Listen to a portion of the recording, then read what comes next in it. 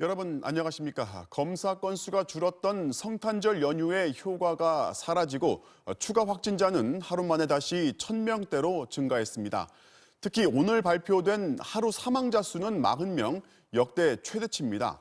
정부는 연휴 동안 사망 신고가 지연돼 있다, 한 번에 몰린 영향도 있다고 설명했지만 현재 위독하거나 중증인 고령 환자가 급증하는 추세를 볼 때 당분간 사망자도 증가할 것으로 보입니다. 먼저 조희영 기자가 보도합니다. 서울 중랑구의 한 교회가 폐쇄됐습니다.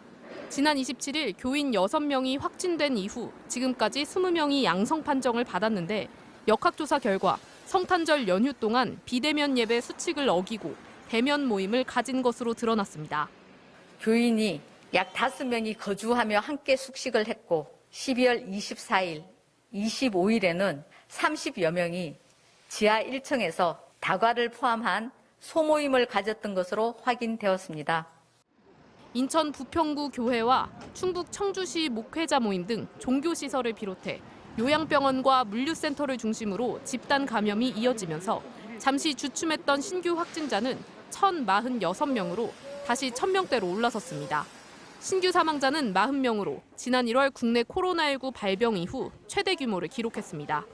연령별로는 60대 2명, 70대 7명, 80대 18명, 90대 13명으로 모두 고령층이었습니다.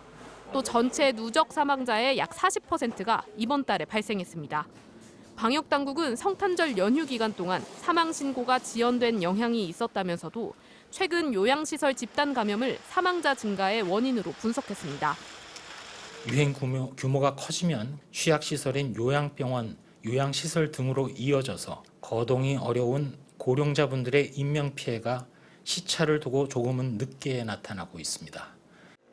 요양병원 관련 집단 감염은 모두 17건, 관련 확진자는 1,451명입니다. 전문가들은 당분간 고령층 사망자가 더 늘어날 가능성이 있다며 요양시설을 중심으로 감염 관리를 더 강화해야 한다고 조언했습니다. MBC 뉴스 조희영입니다.